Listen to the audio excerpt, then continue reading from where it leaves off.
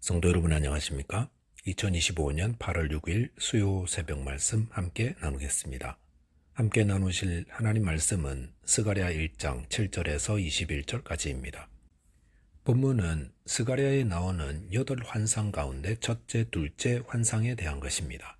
본문을 통해서 그리스도께서 성도의 중보자 되심과 징계받을 때 회개함으로 하나님께 돌아가야 함에 대해서 묵상하겠습니다. 첫째 묵상할 내용은 그리스도께서는 성도의 중보자 되신다는 것입니다. 본문 7절에 보시면 다리오 왕 제2년 11째 달 곧 스바돌 24일에 이또의 손자 베레게의 아들 선지자 스가랴에게 여호와의 말씀이 임하니라 하였습니다.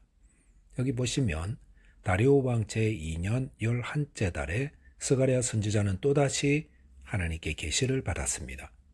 다리오 왕 제2년 11째 달이라면 첫 번째 계시를 받은 달로부터 3, 4개월 지난 후였습니다. 학개서 1장 15절에 보시면 이스라엘 백성들이 16년 동안 멈추었던 성전 재건 공사를 재개한 날이 다리오 왕 제2년 6째 달 24일이라 했습니다. 그러므로 정확하게 5개월이 지난 시점에 하나님께서 스가랴 선지자에게 환상을 보여주셨음을 알 수 있습니다.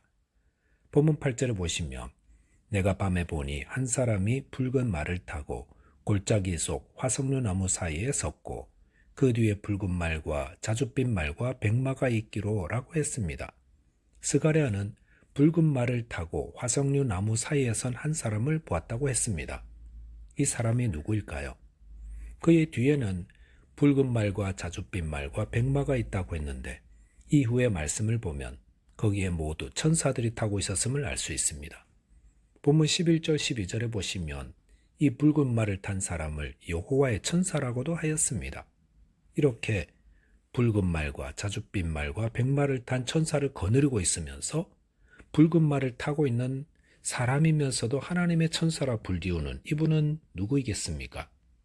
그분은 바로 이 땅에 임하실 성자 그리스도를 의미한다고 볼 수 있습니다.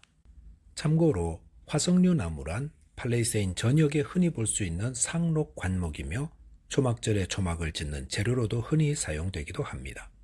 본문 12절 보시면 여호와의 천사가 대답하여 이르되 만군의 여호와여 여호와께서 언제까지 예루살렘과 유다 성읍들을 불쌍히 여기지 아니하시나이까 이를 노하신 지 70년이 되었나이다 하매 라고 하였습니다. 여기 보면 여호와의 천사 즉 그리스도께서는 포로에서 돌아온 이스라엘 백성들의 형편을 불쌍히 여겨달라고 하나님께 간구하고 있습니다. 그러면서 이를 노하신 지 70년이 되었다고 하였습니다. 이 70년이란 예레미야 선지자를 통해 하신 말씀으로서 이스라엘이 하나님의 징계를 받아 70년간 이방에 사로잡혀 가게 될 것이라는 예언의 말씀입니다. 이 예언의 말씀대로 예루살렘이 바벨론 1차 공격을 받아 포로들이 잡혀간 후 70년 후에 고레스의 조소로 이들이 예루살렘으로 돌아오게 되었습니다. 그런데 돌아왔지만 이스라엘 백성들의 상황은 녹록지 않았습니다. 성전은 세워지지 않았고 주변 원수들로부터 여전히 위협을 당하고 있었습니다. 여기 보시면 그의 백성들의 공고함을 보시고 이를 간과하지 않고 깊이 탄식하시며 하나님께 중보하시는 중보자 되신 그리스도를 보게 됩니다. 예수 그리스도는 우리의 중보자 되십니다. 중보자가 무엇입니까? 중간에서 이야기 잘 해주는 분입니다.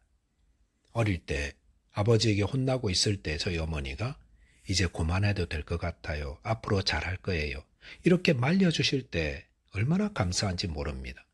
마찬가지로 예수님은 이스라엘이 범죄하여 이방의 포로로 끌려갔다가 풀려났는데도 여전히 공고함 속에 있는 것을 보시고 하나님께 중보로 간구해 주셨습니다.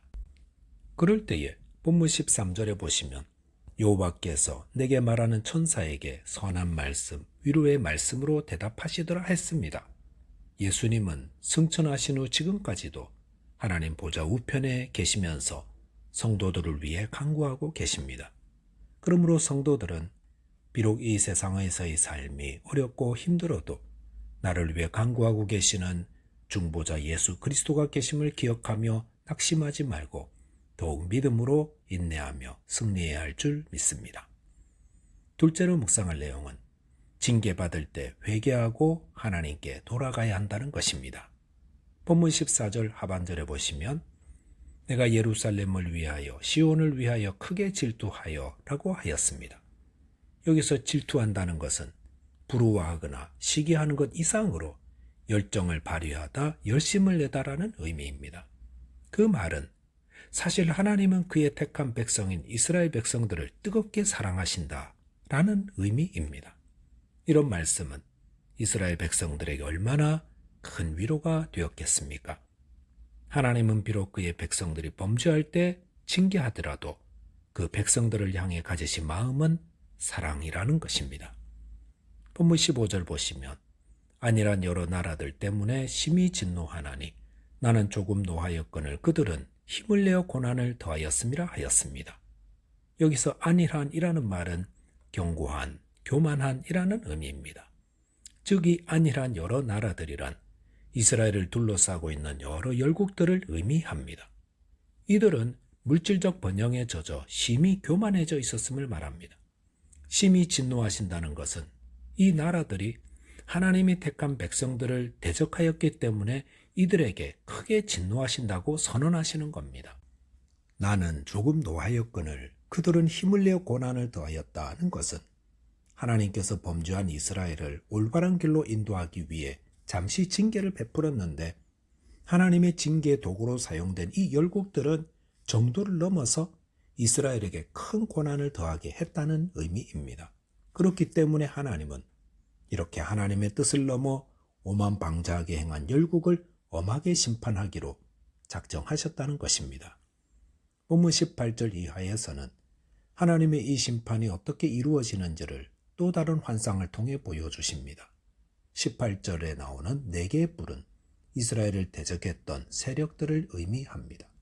19절에 보시면 이들은 유다와 이스라엘과 예루살렘을 흩뜨린 뿔이라 했습니다. 그리고 본문 20절에서는 여호와께서 대장장이 4명을 보이신다 했고 21절 보면 이 대장장이 4명이 그 뿔들을 떨어뜨리신다 했습니다. 여기 보시면 하나님은 그의 백성들을 징계하기 위해 악인들을 들어 사용하시는데 종국에는 그 악인들을 그 행위대로 심판하심을 알 수 있습니다. 하지만 징계를 받아 회개한 하나님의 택한 성도들은 어떻습니까? 이들에게는 하나님의 영원한 안식과 평안을 누리게 하십니다. 이처럼 하나님은 그의 택한 성도들을 징계하시나 아주 버리지는 않으십니다. 다시 본문 16절 보시면 내가 불쌍히 여김으로 예루살렘에 돌아왔은즉 이라 했습니다. 스가랴 1장 3절에서는 이스라엘이 하나님께 회개하고 돌아오면 하나님도 그들에게 돌아가신다 했습니다. 그런데 본문에서는 하나님이 예루살렘에 돌아왔다 하셨습니다. 이렇게 하나님이 돌아오셨으니 예루살렘 성읍이 복구되고 이스라엘이 회복되는 복을 누리는 것은 당연한 것입니다. 우리가 회개하고 하나님께 돌아가면 하나님이 우리에게 돌아오셔서 복을 누리게 하십니다. 본문 17절 보시면 그가 다시 외쳐 이르기를 만군의 여호와의 말씀에 나의 성읍들이 넘치도록 다시 풍부할 것이라. 여호와가 다시 시온을 위로하며 다시 예루살렘을 택하리라 하라 하시니라 하였습니다. 여기 보면 하나님이 예루살렘에 돌아오셔서 성읍들이 넘치도록 다시 풍부하게 된다 하셨습니다. 그리고 다시 시온을 위로하신다 했고 다시 예루살렘을 택하신다 했습니다. 여기서 다시 예루살렘을 택하신다는 건 이스라엘 백성들에 대한 하나님의 선택이 취소되었음을 의미하지 않습니다. 이스라엘 백성들이 상실했던 것은 선민으로서의 특권과 복이지 선민의 신분 자체가 아니기 때문입니다. 로마서 11장 29절에 보시면 하나님의 은사와 부르심에는 후회하심이 없느니라 하였습니다. 하나님은 그의 백성들을 징계하시기 위해 때로는 아프게도 하시지만 그것을 싸매시고 고쳐주시는 분이십니다. 저와 여러분이 죄로 인해 하나님의 풍성한 복을 받지 못하는 일이 없도록 하나님과 친밀한 동행의 삶 살게 되시기 바라겠습니다. 기도하겠습니다. 하나님 아버지, 고난 가운데 있을 때에 저희를 위해 간구하시는 중보자 그리스도를 생각하게 해 주옵소서. 또한 저희를 징계하실 때 저희의 죄를 회개하게 하시고 주님께 돌아가는 자 되도록 도와주시옵소서. 예수 그리스도 이름으로 기도하옵나이다. 아멘. 오늘도 믿음 안에서 승리하는 하루 되시기 바라겠습니다. 감사합니다.